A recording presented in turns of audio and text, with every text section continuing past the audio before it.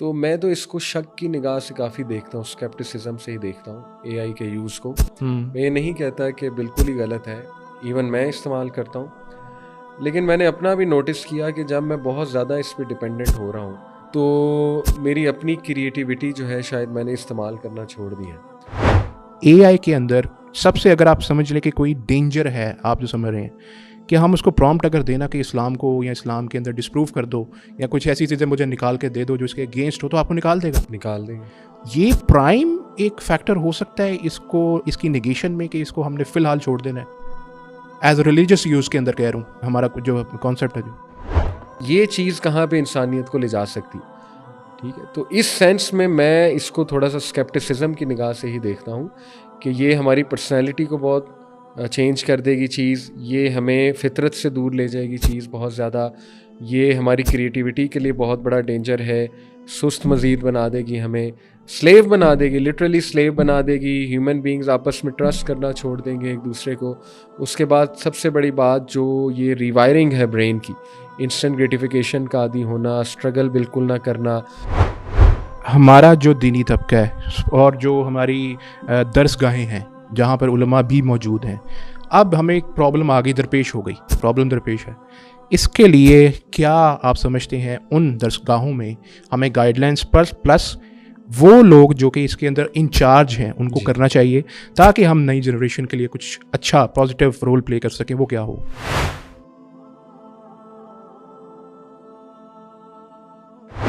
बिस्मिल्लाहिर्रहमानिर्रहीम, अस्सलाम वालेकुम रहमतुल्लाहि व बरकातुहू। मैं आपका host doctor Umar Farooq Saeed rational reflections के एक और एपिसोड के साथ आपकी खिदमत में हाजिर हूँ।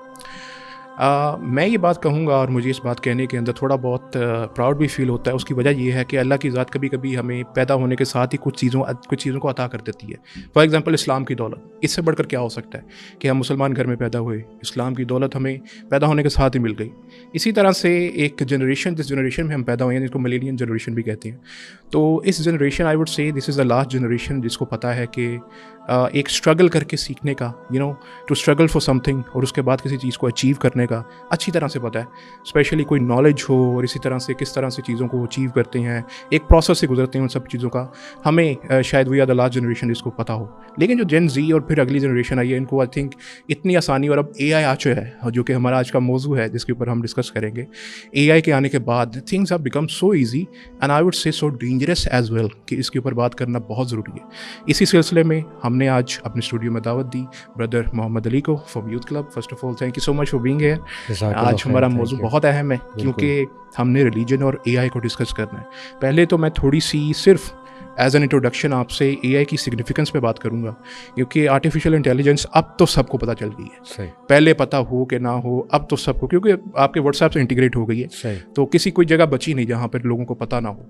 तो इसकी सिग्निफिकेंस का तो कोई इनकार नहीं। अलबत्ता बहुत सी चीज़ें हैं जो शायद लोगों को ना भी पता हो। तो अगर आप कुछ बताना चाहें कि AI की सिग्निफिकेंस क्या है लोगों की लाइफ में आज और कैसे ये हमें एड कर सकता है to make our things easier for us, तो वो ज़रूर बताएं। जज़ाकल्लाह खैर, बड़ा अहम टॉपिक है और इस पे आजकल बहुत बात हो रही है और होनी चाहिए। बिल्कुल, Muslim should take the lead, absolutely, क्योंकि माशाल्लाह हमारे पास वही है, रेवलेशन का नॉलेज है।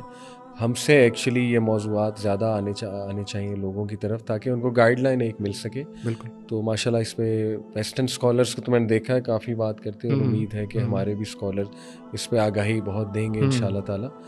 देखिए AI जनरली स्पीकिंग AI है क्या, सबसे पहले तो ये समझना चाहिए artificial intelligence how it's different from a normal program. ठीक, जो प्रोग्रामिंग है, जो C लैंग्वेज है, जो जावा स्क्रिप्ट वगैरह वगैरह, देखें जावा स्क्रिप्ट और ये C लैंग्वेज जो है, इसमें तो आप एक कमांड देते हैं उसे, exactly. उस कमांड के मुताबिक वो चलता है और ख़ुद से वो डिड्यूस नहीं करता।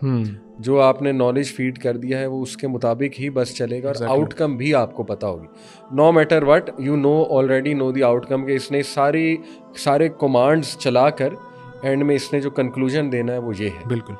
AI जो है ये एक किस्म की स्केरी भी है बहुत, और इसके बेनिफिट्स भी हैं इन द सेंस कि ये ह्यूमन बीइंग्स ने एक ऐसी चीज़ इजाद की कि जो ह्यूमन इंटेलिजेंस है उसी किस्म की इंटेलिजेंस मशीन्स में आ सके और मशीन्स बाकायदा इवॉल्व हो सकें उस इंटेलिजेंस को यूज़ करके, डाटा को परख के। तो ये चीज़ काफ़ी स्केरी है, बिकॉज वो चीज़ इवॉल्व होते होते कुछ ऐसा ना कंक्लूड कर दे जो आप एक्सपेक्ट नहीं कर रहे थे, या वो आउटकम कभी कभी आपको ना पता हो, क्योंकि यू नेवर नो कि वो डाटा कहाँ से उठा रही है और वो क्या क्या लर्न कर रही है। सही आपके थ्रू बहुत कुछ लर्न कर रहा है, जो डाटा बेस से उठा रहा है वहाँ से बहुत लर्न कर रहा है। तो इस सेंस में एआई की डेफिनेशन ये है बेसिकली कि ये एक सॉर्ट ऑफ इंटेलिजेंस है और मशीन्स की इंटेलिजेंस है। ठीक है। और बाकायदा ये इंटेलिजेंस ग्रो करती है, ये इंटेलिजेंस इवॉल्व होती है। तो ये तो बुनियादी इसकी एक डेफिनेशन, और इसके मुताबिक फिर फ़ायदे भी बहुत हैं। अच्छा, पहले तो हम इसकी थोड़ी सी नेगेटिविटी पे बात करते हैं, क्योंकि पॉजिटिविटी भी बिलाशुबा इसमें कोई शक नहीं है कि हमारे लिए है। नेगेटिविटी मेरे जहन में जो सबसे पहले एक आम एक शख्स के जहन में जो आ सकती है कि अब हम जब हमारे पास हाथ में ये चीज़ आ चुकी है, अब हम बास तो आएंगे नहीं हम इसको अच्छा बुरा यूज़ करने से। और अच्छे बुरे में हमारा तो पहला मकसद है हमारा रिलीजन, हमारा दीन इस्लाम, उसके बारे में हम इससे किस तरह से गाइडलाइंस क्या ले सकते हैं। First of all first question ले सकते हैं तो हाउ वीडियो सजेस्ट के क्या तरीका है, इसका कोई मैकेनिज्म है यूज़ करने के लिए। या फिर फॉर एग्जांपल किसी बच्चे के ज़हन में कोई स्क्रॉल कर रहा था, ये वाक़या आ गया, अच्छा बड़ा अजीब लग रहा है, लेट्स आस्क एआई ये ठीक है कि नहीं। एआई साहब जो कुछ भी बता दें, you can not go and ask कि वो जो इसका क्रिएटर बैठा हुआ है उससे पूछा हाँ भाई तुमने क्यों उसको ये कहा करने को। देखिए बिल्कुल ये इसी तरह है कि जैसे मैं और आप हम इंसान हैं, और हमसे जब कोई सवाल हो तो हम कैसे जवाब देंगे, ठीक है। या तो हम कोई सर्च करेंगे चीज़, बुक की तरफ जाएंगे, अपने डाटा को एक्सप्लोर करेंगे, अपने एग्जिस्टेंशियल नॉलेज को एक्सप्लोर करते हुए उसको आंसर करेंगे। और ये भी ज़रूरी कि हम वो लैंग्वेज समझें जिस लैंग्वेज में हमसे सवाल हुआ है। तो ये सारे फैक्टर्स अगर एआई पे लगाएं तो देखें ये डिपेंड करता है कि वो जो उसका एग्जिस्टेंशियल नॉलेज है वो किसने फीड किया है। ठीक है। देखें कोई कंपनी अगर इस्लाम दुश्मन है, कुछ भी हो सकता है, प्रोपेगेंडा भी हो सकता है ना, दज्जाली दौर है, तो वी नेवर नो कि वो कंपनी कौन है और उसने क्या वो सोर्स क्या यूज़ की है, वो डाटा बेस क्या है उसकी, ये मैटर करता है बहुत ज़्यादा, ठीक है। इसी तरह आप उससे जो सवाल पूछ रहे हैं और जो लॉजिकल रीजनिंग आप उससे कर रहे हैं वो फिर लर्न करेगा, उसके मुताबिक भी आपको आंसर कर सकता है। मिसाल के तौर पे आप जाते ही चैट जीपीटी से पूछें ठीक है कि मुझे ये बताओ कि इस्लाम ट्रुथ है कि क्रिश्चियनिटी ट्रुथ है, जी। तो वो बड़ा डिप्लोमेटिक आंसर करेगा। वो कहेगा कि देखें जो ट्रुथ है ना ये बड़ी रिलेटिव चीज़ है और ऑथेंटिसिटी बड़ी एक रिलेटिव चीज़ होती है, तो यू नेवर नो क्या ऑथेंटिक है, इस तरह का रिप्लाई कर देगा। लेकिन फिर आप उसे ज़रा थोड़ा सा गाइड करेंगे, आप उसे कहेंगे कि नहीं देखो अगर तुम ये वाली बुक को देखो या तुम ये वेबसाइट को देखो तो यहाँ पे ये चीज़ लिखी हुई है, तो उसके मुताबिक मुझे बताओ। तो फिर वो ये लर्न कर लेगा कि आप किस चीज़ के मुताबिक आंसर चाह रहे हैं, फिर वो उसके मुताबिक आपको आंसर करेगा कि हाँ फिर ठीक है इस्लाम ऑथेंटिक ठीक है। या आप उसे गाइड कर देंगे कि ये सारा डाटा तुम्हारे सामने, यूजिंग दिस डाटा या यूजिंग डेफिनेशन ऑफ लॉजिक की डेफिनेशन को सामने रखते हुए, ठीक है ना, इनफॉलेबल चीज़ की डेफिनेशन को सामने रखते हुए लॉजिकल रीजनिंग के मुताबिक मुझे बताओ कि Bible is the word of God या Quran is the word of God. तो वो कंक्लूड यही करेगा कि उस चीज़ के मुताबिक Quran is the word of God. तो ये बड़ा ट्रिकी काम है कि देखें जो बंदा उससे इंटरेक्ट कर रहा है उस पर भी डिपेंड करता है, दूसरा जो ऑलरेडी एग्जिस्टेंशियल उसका नॉलेज है, जो डाटा बेस है, उस पर भी डिपेंड कर रहा है बहुत ज़्यादा। तो इससे अब रिलीजन लर्न कर सकते हैं कि नहीं कर सकते हैं, ये फिर इन दो चीज़ों पे बहुत ज़्यादा dependent. So do we need an Islamic AI? If yes तो कौन करेगा ये काम? यस वी डू, और जाहिर है वो फिर एक इदारा होना चाहिए ऑथेंटिक, जो स्कॉलर्स हों उसकी बैक पे। जैसे इस्लाम 360 ने काफ़ी इस पे काम किया है एआई पे, आई थिंक और भी काफ़ी होंगे, मेरा चूँकि मैं इतना एक्सप्लोर नहीं करता इन ऐप्स को, बट डेफिनेटली होंगी। तो अगर तो एआई इस हद तक मदद कर रहा है कि आप उसको बोल कर कोई चीज़ सर्च करवाते हैं और वो सर्च करके दे देता है, और वो डेटाबेस उस ऐप का आपको यकीन है कि उसमें ऑथेंटिक चीज़ें पड़ी हुई हैं, उसी में से सर्च करके बता रहा है विद इन द ऐप, उसका वो फ्रेमवर्क वो है, उसका सारा वर्किंग जोन वो है, तो फिर वो तो हमें नीड है अल्हम्दुलिल्लाह। अच्छा, इसमें एक तो जैसे आपने इस्लाम 360 का जिक्र किया, और इसके अलावा भी कुछ ऐप्स हैं जिसमें एक बहुत ही अहम ऐप है, उसका हम कोशिश करेंगे लिंक वगैरह भी डाल दें डिस्क्रिप्शन में। वो तो तिलावत जब आप करते हैं और आप कर रहे हैं तो अगर आप कोई गलती करते हैं तो वो फ़ौरन पकड़ के बताता है कि here you are mistaken in reading the Arabic text. तो यहाँ पर आपको वो एक टीचर के तौर के ऊपर भी एआई जो है वो बड़ा मुआविन साबित होता है। अलबत्ता जो प्रॉब्लम आपने बड़ा अहम जिक्र किया, इस्लाम 360 हो या जो दूसरी ऐप्स हैं, ये जो भी हों, इनमें जनरेटिव टेक्स्ट की एबिलिटी नहीं है। यहाँ पर जो प्रॉब्लम सही आती है वो है जनरेटिव टेक्स्ट के अंदर, कि जब आप उसको क्रिटिकली एनालाइज करने को कहेंगे, क्रिटिकल एनालाइजेशन के लिए कहेंगे, वहाँ पर आई थिंक ये प्रॉब्लमेटिक हो जाता है। क्योंकि आपको अगर जनरेटिव टेक्स्ट की एबिलिटी, मेरी मजे की बात है, जाहिद चीपा साहब से बात हुई इसमें, तो मैंने इनको कहा जनरेटिव टेक्स्ट अभी तक आपने क्यों नहीं डाला। सही। वो कहते हैं कि मैं कैसे डाल दूँ। He was very, थोड़ा एक्सप्लेन ऑडियंस के लिए कर दें। जनरेटिव टेक्स्ट बेसिकली होता है कि आप AI को प्रॉम्प्ट देते हैं, सही, और प्रॉम्प्ट के नतीजे में AI इज नॉट बाउंड कि आपके प्रोवाइडेड डाटा को ही यूज़ कर उसी में से आपको आंसर करे। वो क्रिटिकल एबिलिटी अपनी खुद यूज़ करेगा और जो नतीजा वो निकालना चाहेगा निकालेगा और आपको बता देगा। जनरली तो ये AI में एबिलिटी है, लेकिन उन्होंने अपने उसमें नहीं लगाया। डाटा पूल उन्होंने जो है वो दिया हुआ है इस्लाम 360 ऐप के अंदर भी, उस पूल के अंदर से वो आपको आंसर करेगा। लेकिन अगर आप उससे पूछेंगे फॉर एग्जाम्पल रफ़ाई दान करना कि नहीं करना, ये नहीं बताएगा आपको। ठीक, ये नहीं बताएगा। This is called generative text, कि आपको क्रिटिकली एनालाइज कर दे कि हाँ मेरे नज़दीक, मैंने रिसर्च कर लिया सारी हदीस का जो एनसाइक्लोपीडियाज है, सारा डाटा मैंने देख लिया है, तो मेरे नज़दीक करना है। सही, ये नहीं बताएगा आपको। ठीक हो। तो यहाँ पर आप क्या समझते हैं कि ये एक लीप है जो हम ले सकते हैं? देखें तो बड़ा ही ट्रिकी सवाल है। मेरा ख्याल के बेहतर है ना ली जाए। अच्छा, मतलब आई फील के स्कॉलर्स की अपनी अहमियत, अपनी ज़रूरत वो अंडरमाइन होगी।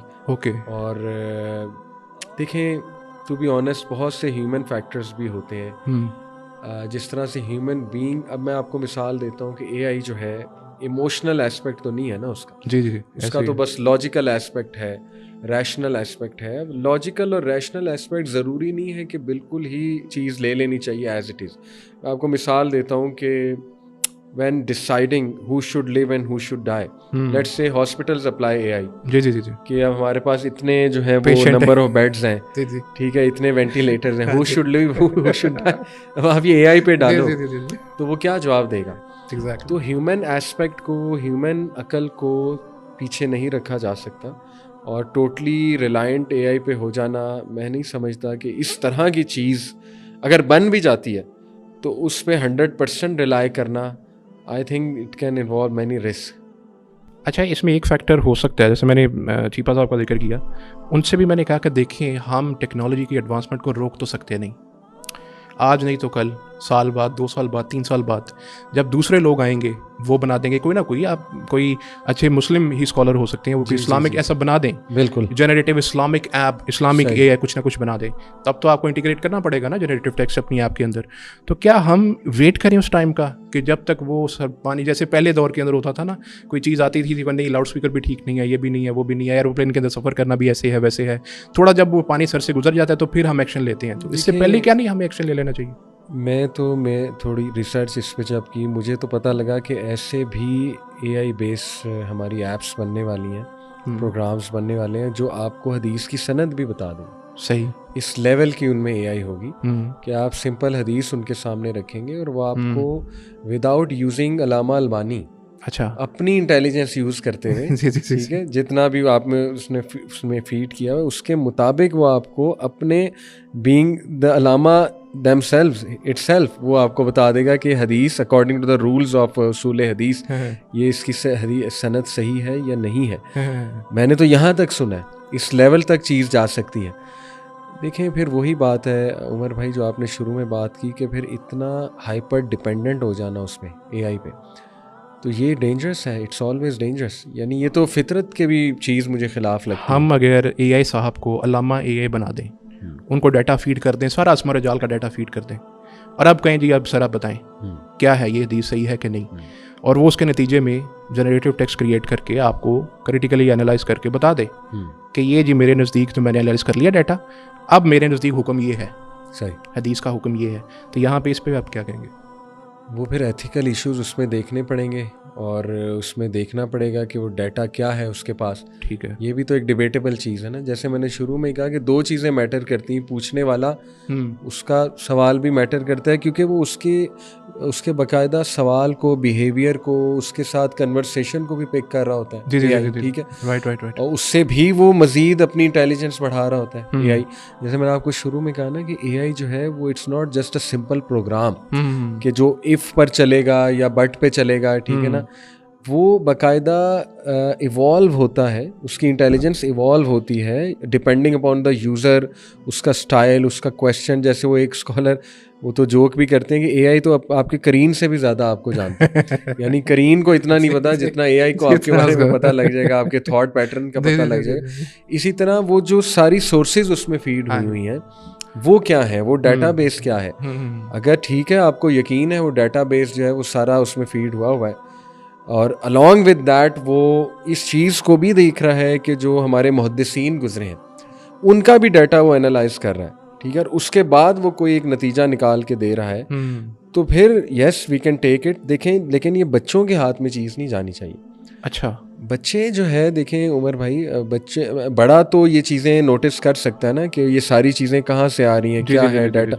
बच्चे को आप कैसे समझाएंगे? बच्चा कोई चीज़ डाल देता है और उसके सामने एक मौक़िफ़ आ जाता है। तो ये आई थिंक एज पे भी डिपेंड करता है, यूज़र के एज पे, और ये एथिकल इश्यूज डिस्कस हो रहे हैं। बहुत से एआई एक्सपर्ट्स ने, अभी आपने सुना होगा, रिज़ाइन भी किया। जी। उसके पीछे ये रीज़न है ना कि भाई आप अगर इसको अनचेक्ड छोड़ दोगे और आप हर एक के हाथ में ये दे देंगे एआई, ये हर एक के हाथ में नहीं होनी चाहिए, राइट। तो इससे तो बहुत सी डिस्ट्रक्शन आ सकती है। इस तरह मैं समझता हूँ बच्चे के हाथ में एआई दे देना, तो मेरा नहीं ख्याल कि ये कोई अक्लमंदी होगी। क्या हमें ऐसा मैकेनिज्म, बिकॉज आपने मुझे जैसे बात कर रही हैं कि we can tame the AI जी हाँ, in the manner that we want to, तो क्या हमें इसमें I think as a parent या एज अ गार्डियन जो भी है, तो उसको एक ऐसे एक एंगल के अंदर करके, बिकॉज ये एक ना अहम मौजू इसलिए है क्योंकि एज मौलम अब ये यूज़, जैसे मैंने एक ऐप का जिक्र किया, तो एज मौलम भी ये यूज़ हो रहा है। जी। अब उस पॉइंट को, उस एडवांसमेंट को हम रोक अपने हाथ से सकते तो रोक लेते, रोक तो सकते नहीं है, तो हमें कुछ ना कुछ इसका हल निकालना पड़ेगा।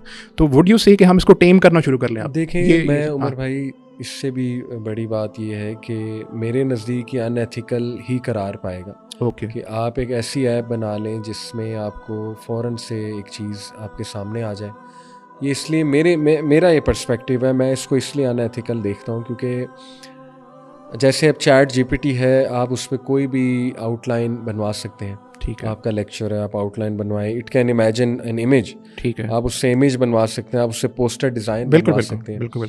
आहिस्ता आहिस्ता ह्यूमन बींग्स का एक दूसरे से ट्रस्ट ख़त्म होगा, क्रिएटिविटी पे ट्रस्ट खत्म होगा। यानी देखें ना, मुझे क्या पता ये आउटलाइन आपने चैट जीपीटी से बनवाई, आपको क्या पता जो मैं बोल रहा हूँ चैट जीपीटी कह रहा है, मैं तो नहीं कह रहा, ये तो उसका डेटाबेस है सारा, ठीक है। किसी दौर में मैं अप्रिशिएट करता हूँ कि जी वाह वाह, ये तो आपका दिमाग है सारा का सारा, ठीक है, ये तो आपने रिसर्च की है, आप मुझे अप्रिशिएट करते होंगे कि यार कमाल हो गया, आपने क्या बात की वहाँ पे, ठीक है। लेकिन आहिस्ता आहिस्ता आप देखें हमारा एक दूसरे से ट्रस्ट उठता जा रहा है। तो ये कोई अच्छी चीज़ नहीं है, ये कोई अच्छी डगर पे, अच्छी डायरेक्शन में ह्यूमन बीइंग्स नहीं जा रहे कि उनमें बदगुमानियां पैदा हो, आपस में लड़ाई भी करवा सकते हैं यार, सीधी सी बात। भाई देखें ना, मैं क्यों मानूं आपको पोस्टर, मुझे क्या पता आप ये चैट जीपीटी का कमाल है, मैं तुम्हें क्यों पे करूं तुम्हारी, अब मैं पे कम करूंगा क्योंकि आधा काम तो तुम्हारा उसने कर दिया, मैं तुम्हारी क्रिएटिविटी को क्यों प्रेज करूं। तो ये मेरा नहीं ख्याल ह्यूमन बीइंग सस्टेन कर सकेंगे इसकी पीक को। आई थिंक कि वो खुद ही चेक करेंगे। ये पास्ट में भी हुआ है, एक टेक्नोलॉजी जब आउट ऑफ कंट्रोल हो गई, या एक टेक्नोलॉजी जैसे अब इंटरनेट की बात हो, आपको क्या लगता है ये 5G हमारे पास अब आ रहा है, लेकिन ये नासा वगैरह के पास और अमेरिकन एजेंसीज के पास कब का होगा? जो इंटरनेट की स्पीड वहाँ है वो आम आदमी के पास तो नहीं है ना। तो यही होगा जो AI, अब ये भी बड़ी डेंजरस बात है क्योंकि जो आने वाला दौर है उसमें करेंसी, ये पावर डायनामिक्स भी चेंज हो रहा है दुनिया का। पहले politician was the most powerful person या governments were the most powerful thing, लेकिन now entity, but now the companies who control data, who have the data, जैसे मेटा है जी, मतलब वो बला बनने वाली है, इस माइक्रोसॉफ्ट बला है, गूगल बला है, आपका ये एप्पल बला है, ये मॉडर्न, मैं कहता हूँ इनको कुछ लोग मिनी गॉड्स कह रहे हैं। right. यानी ये मिनी गॉड्स हैं जो आपकी डेस्टिनी डिसाइड करेंगे, who will decide who should live, who should die, who will look at everyone. एक एक चीज़ तो इनके पास है, आपका फिंगरप्रिंट से लेके आपका फेशियल प्रिंट इनके पास चला गया, एक एक चीज़ ये परख रहे हैं, आपकी प्रायोरिटीज़ पता है, आपके एल्गोरिदम्स पता है, वही जैसे बात है ना, आपके करीन से ज़्यादा है आपको जानते हैं। तो ये बड़ी स्केरी बात है, और होगा ये कि जो टॉप की कंपनीज हैं उनके पास बहुत मैसिव लेवल का ये AI होगा अनचेक्ड, और जो नीचे के लोग हैं उन तक ये चीज़ नहीं आने देंगे। और इसी तरह हमारे अपने ही लोग वो बैठ कर ये डिसाइड करेंगे कि नहीं यार ये एथिकल नहीं है, इस चीज़ पे चेक होना चाहिए, कुछ रूल्स लगने चाहिए और लगेंगे, आप देखेंगे ये होगा। आने वाली चीज़ यही है आने वाले दौर में। अच्छा, कभी आपको हैरानी नहीं होती कि कुछ ऐसी चीज़, जैसे फॉर एग्जांपल आपने 5G का जिक्र किया, मुझे याद आ रहे थे जो GPS टेक्नोलॉजी थी वो पहले इसी तरह से US जो इंटेलिजेंस एजेंसी थी उनके पास होती थी, वो शेयर नहीं करते थे। 90s के बाद उन्होंने जाके शेयर की लोगों से। लेकिन ये कॉन्सेप्ट जो था 80s के कार्टून है टर्बोटीन, उसमें GPS का कॉन्सेप्ट था पहले से, हालांकि लोगों की वो नहीं था, रसाई में नहीं था। इसी तरह से आपने जिक्र किया, एक बुक है मार्क मैनसन की, एवरीथिंग इज एफ्ट, उसके अंदर उन्होंने ये जब लिखी थी आज से कोई 8-9 साल पहले, जब ये AI इतना नहीं था ज़रूर, लेकिन इतना नहीं था जैसे इंटीग्रेट हो चुका है आपके फ़ोन में। उन्होंने कहा था कि आने वाले वक्त में the times to come it will replace God. तो हमारा चूँकि मौजू ही ये है, इलॉन मस्क ने जुमला कहा है अभी रिसेंटली जॉर्डन पीटरसन के एक वो पॉडकास्ट में। ये मकसद पूछने का ये कि AI के अंदर सबसे, अगर आप समझ लें कि कोई डेंजर है, आप जो समझ रहे हैं कि हम उसको प्रॉम्प्ट अगर देना कि इस्लाम को या इस्लाम के अंदर डिस्प्रूव कर दो या कुछ ऐसी चीज़ें मुझे निकाल के दे दो जो इसके अगेंस्ट हो, तो आपको निकाल देगा। ये प्राइम एक फैक्टर हो सकता है इसको, इसकी नेगेशन में, कि इसको हमने फ़िलहाल छोड़ देना है। एज रिलीजियस यूज़ के अंदर कह रहा हूँ, हमारा जो कॉन्सेप्ट है। जो देखिए वही बात है ना कि जिस तरह हर टेक्नोलॉजी की कुछ गाइडलाइंस होती हैं और कुछ एथिकल इश्यूज होते हैं उसमें, वो हमें अपनी जनरेशन को एजुकेट करना पड़ेंगे।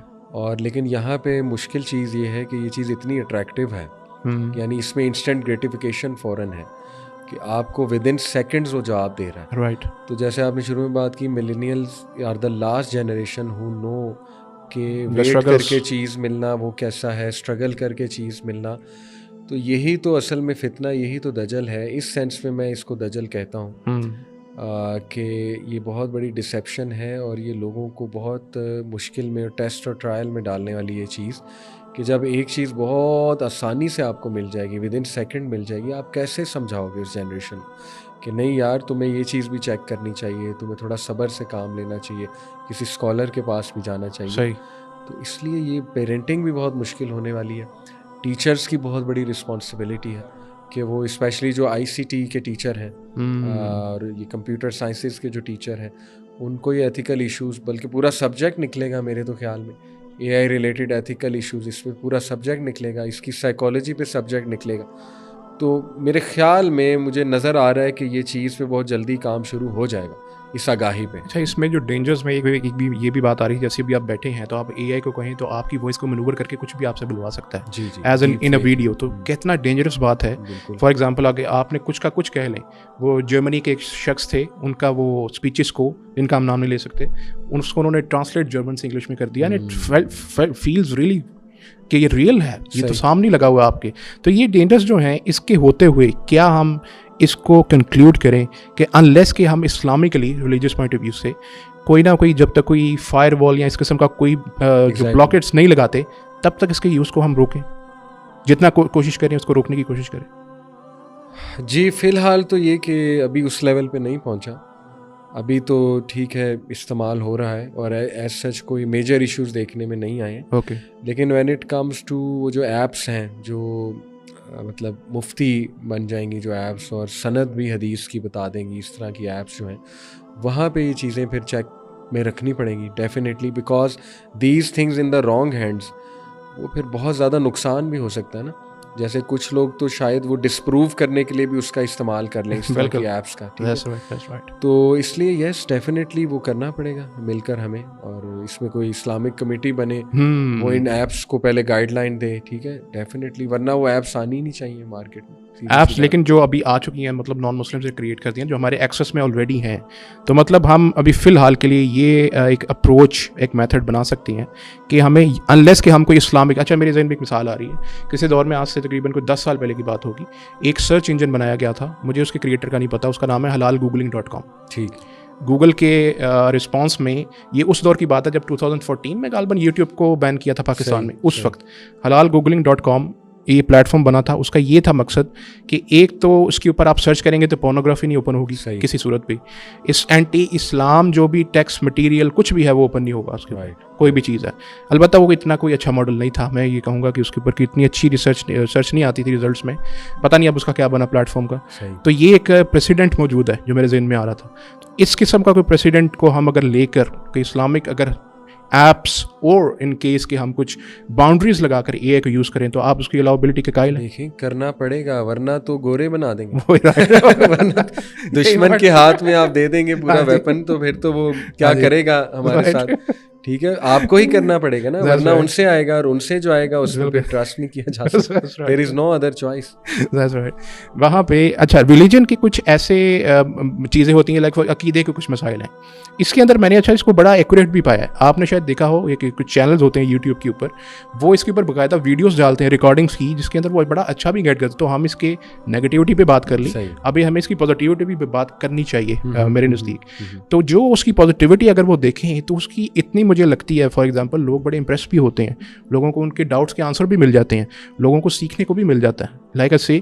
तो ये सारी चीज़ें देखते हुए हमें फिर ये दो धारी तलवार लग रही है, जैसे इंटरनेट का नेगेटिव पॉजिटिव दोनों यूज़ हैं, तो एआई के भी पॉजिटिव यूजेस हैं। आप सिर्फ इतना मैं चाहूँगा गाइड करें कि जो पॉजिटिव यूजेस हैं उनका नाम लेकर कौन कौन से हो सकते हैं जो हम अभी वो यूज़ कर सकते हैं इसको पॉजिटिव यूजेस। देखिए मैं तो इस पर थोड़ा स्केप्टिक ही हूँ टू बी ऑनेस्ट, क्योंकि कितना दज्जाल को सामने रखा जाए, मैं नहीं कहता एआई दज्जाल है, बट ऑब्वियस सी बात है एनीथिंग जो आपको फितरत से दूर ले जाए, उन उसूलों से जो गॉड मेड लॉज हैं, जैसे हमने शुरू में बात की कि चीज़ सब्र से मिले, एक स्ट्रगल से मिले तो वो एक प्योर चीज़ आपको मिलती है और उसका आपको फ़ायदा भी होता है इन द लॉन्ग टर्म, आपके स्किल्स बिल्ड होते हैं, रेजिलियंस बिल्ड होता है। तो मैं तो इसको शक की निगाह से काफ़ी देखता हूँ, स्केप्टिसिज्म से ही देखता हूँ एआई के यूज़ को। मैं ये नहीं कहता कि बिल्कुल ही गलत है, इवन मैं इस्तेमाल करता हूँ, लेकिन मैंने अपना भी नोटिस किया कि जब मैं बहुत ज़्यादा इस पर डिपेंडेंट हो रहा हूँ तो मेरी अपनी क्रिएटिविटी जो है शायद मैंने इस्तेमाल करना छोड़ दी है। अब देखें ना, इस पे तो MCQs भी बनाए जा सकते हैं, इस पे तो पूरी बुक आप दो इसे और उसके बाद कहो जी इसकी समरी। अभी पिछले दिनों एक आर्टिकल था, क्रिकेट का मुझे शौक है, उस आर्टिकल का ना एक टाइटल ईडीएम, किसी ईडीएम के ऊपर था, किसी पैराबल के ऊपर था। बहरहाल मुझे नहीं समझ आया कि यार ये पूरे, अब मैं मुझसे पढ़ा नहीं जा रहा ये आर्टिकल में ये बात कहाँ है, तो मैंने फिर इस पे चैट जीपीटी पे लिखा कि जी ये इन्होंने क्यों बात की है, तो उसने फिर बताया इसके पीछे पूरी एक हिस्ट्री है इस जुमले के पीछे, अच्छा उससे रिलेट किया है इन्होंने। तो ठीक है, फ़ायदा मुझे हुआ, लेकिन वही बात है ना कि मैंने अपना दिमाग नहीं यूज़ किया, तो मुझे गिल्ट था कि यार मैंने खुद नहीं सोचा, एआई सबकत ले गया, मुझसे मैंने खुद नहीं पढ़ा। ये डिपेंड करता है पर्सन टू पर्सन भी, मतलब मुझे थोड़ा सा अनकम्फर्टेबिलिटी होती है कि यार मैं खुद करूँ और मुझे खुद मेहनत करनी चाहिए, मेरे लिए बेहतर है, मेरे अंदर कुछ स्किल्स बिल्ड होंगे, ठीक है, और अच्छी बात है, मुझे मेहनत का शौक़ डलेगा। लेकिन कुछ जगहों पे अगर आपका टाइम बचता है, सही है, और आप समझते हैं कि इससे हेल्प ली जा सकती है, इससे एक पर्सपेक्टिव आपको मिल जाएगा, डाटा ज़्यादा आ जाएगा आपके सामने, निखार आ जाएगा। देखिए मैं तो वही कहूँगा इन्नमल अमालु बिन्नियात, सुभान अल्लाह, हदीस हर जगह है कि आप अपनी नीयत अच्छी रखो कि अल्लाह इसको इस्तेमाल इसलिए कर रहा हूँ मैं कि चलो कोई फ़ायदा हो जाए कंटेंट में और लोगों के सामने एक अच्छा एस्पेक्ट आ जाए, निखर जाए कोई कंटेंट। तो आई थिंक नीयत matters a lot, but to be honest मैं तो इसको स्केप्टिसिज्म की ही निगाह से देखूंगा इफ़ यू आस्क मी। मतलब अच्छा फ़ायदे हैं इसके, मुझे लगता है नुकसान ज़्यादा है। अच्छा, फिलहाल मुझे लगता है कि नुकसान ज़्यादा है फ्रॉम वेरियस एस्पेक्ट्स। एक तो वही एस्पेक्ट है कि जो हमें मेहनत से जान छुड़ाने की जो आदत हो जाएगी, फिर एक बहुत ही हाइपर डिपेंडेंसी, बल्कि बहुत ही फ्राइटनिंग डिपेंडेंसी इसके ऊपर क्रिएट हो जाएगी, फ्राइटनिंग डिपेंडेंसी, इवन रास्ता ढूंढने की डिपेंडेंसी। अब देखें एक स्पेशल इंटेलिजेंस एक चीज़ होती है, 9 टाइप्स ऑफ इंटेलिजेंस में, आप देखें वो सारा कुछ तो बता रहा है, बिल्कुल, लोग तो मतलब देखते भी नहीं इधर उधर, जहाँ वो ले जा रहा है बस वहीं चले जाते हैं। बिल्कुल बिल्कुल। आहिस्ता आहिस्ता आप देखें कि इसका हमारी रीवायरिंग किस लेवल पे हो रही है। न्यूरो साइंस पूरी एक फील्ड है, ट्रांस ह्यूमनिज्म पूरी एक फील्ड, कभी आप ट्रांस ह्यूमनिज्म पे रिसर्च करें, मशीन्स और ह्यूमन बींग्स को ब्लेंड करने का जो है वो पूरी फिलॉसफी है ट्रांस ह्यूमनिज्म, उसको थोड़ा सा आप खोलें, सेटनिस्ट एजेंडा निकलता है पीछे। उसकी जो बानी है ट्रांस ह्यूमनिज्म की, वो बहुत बड़े सेटनिस्ट की बेटी है। ये मेरी बातें नहीं है, ये बाकायदा रिसर्च बेस्ड बातें हैं, इसमें डॉक्यूमेंट्रीज बनी हुई हैं। आर्मी ऑफ सेटन एक पूरी डॉक्यूमेंट्री है, ठीक है, रैशनल बिलीवर चैनल है, मैं ऑडियंस को रेफ़र कर रहा हूँ, उसको देखो। उन्होंने साबित किया उसमें कि यार ये ट्रांस ह्यूमनिज्म सेटनिस्ट एजेंडे को क्यों सर्व करता है, क्योंकि सेटनिज्म का अल्टीमेटली एजेंडा क्या है?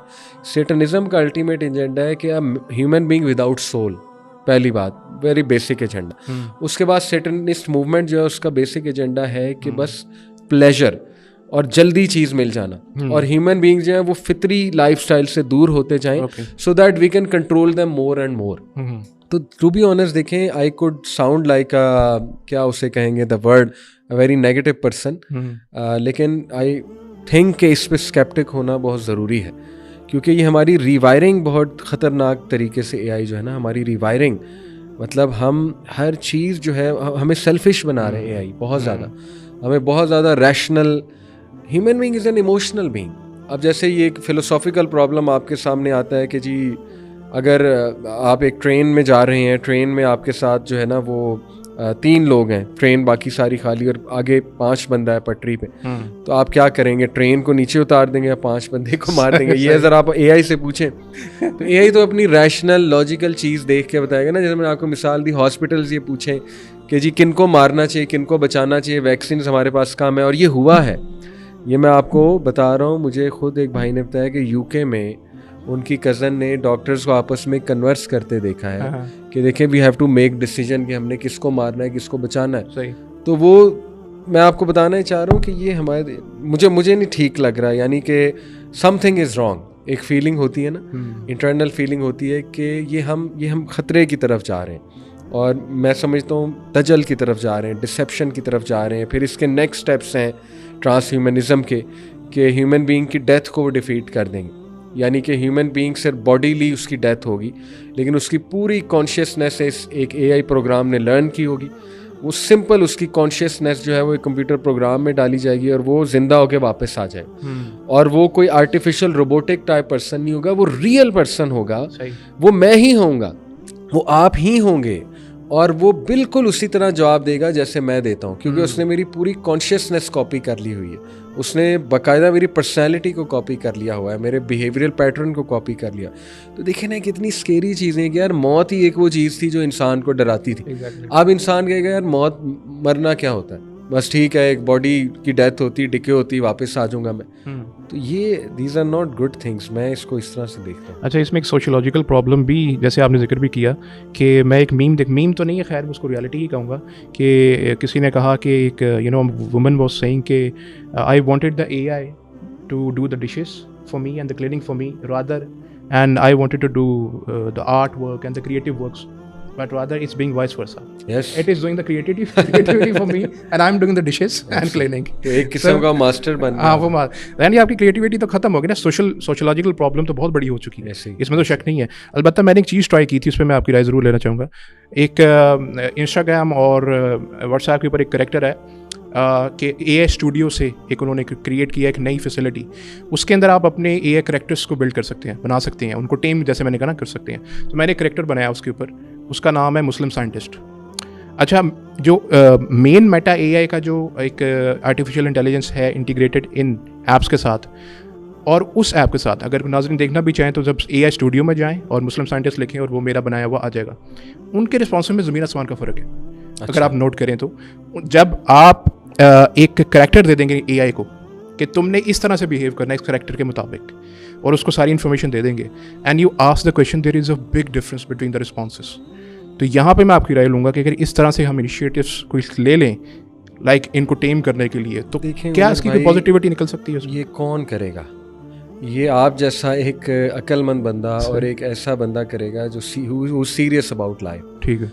जिस तरह टिकटॉक जो है if a serious person likes you uses TikTok, obviously उसका एल्गोरिथम और होगा, उसके कंटेंट और होगा, बट यू नो कि टिकटॉक का ज़्यादा यूज़ क्या है। बिल्कुल बिल्कुल। अब देखें, आपने कहा मैंने मुस्लिम साइंटिस्ट क्रिएट कर लिया, अब कोई अपनी वर्चुअल गर्लफ्रेंड क्रिएट कर ले, right. कोई ऐसी औरत क्रिएट कर ले जो उसे सेल्फ प्लेजर दे, ठीक है ना, मतलब I am being very blunt, बिल्कुल बिल्कुल, और ऐसा है, ठीक है बिल्कुल। आप इसके क्या रिपरकशन समझते हैं? लोग शादी नहीं करेंगे, सही, लोग कहेंगे क्या जरूरत है, और वैसे भी हमारी वायरिंग वर्चुअल प्लेजर से ज्यादा होती जा रही है सोशल, लोग को इंटरेस्ट ही नहीं है फिजिकल रिलेशन में, हर चीज वर्चुअल हो चुकी है। That's true. तो आप सोचें कि इसके कितने डेडली इफेक्ट्स आ सकते हैं। ये वही बात है कि देखें, इंटरनेट मेजॉरिटी किस लिए इस्तेमाल करी है, इंटरनेट का इनकार नहीं है, बहुत उसके यूजेस हैं, लेकिन मेजॉरिटी किस लिए इस्तेमाल करती है? टाइम वेस्ट करने के लिए, ना, और एंटरटेनमेंट पर्पस के लिए, फजूलियात के लिए।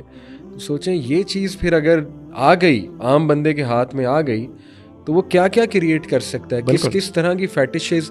अभी तो आप सोचें कि ये जो हमारी पॉर्न इंडस्ट्री है, इसने क्या क्या इंसान को लत लगा दिया है, फैटिशेस डाल दी हैं, एडिक्शंस। ये तो नेक्स्ट लेवल चीज़ है, ये तो you could create what ever you want, this is very dangerous. That's right. अच्छा, लेकिन फाइनली एक सबसे अहम चीज़ जो सबसे मैं समझता हूँ क्रूशल भी है, कि हमारा जो दीनी तबका है और जो हमारी दरसगाहें हैं जहाँ पर उलमा भी मौजूद हैं, अब हमें एक प्रॉब्लम आ गई, दरपेश हो गई, प्रॉब्लम दरपेश है। इसके लिए क्या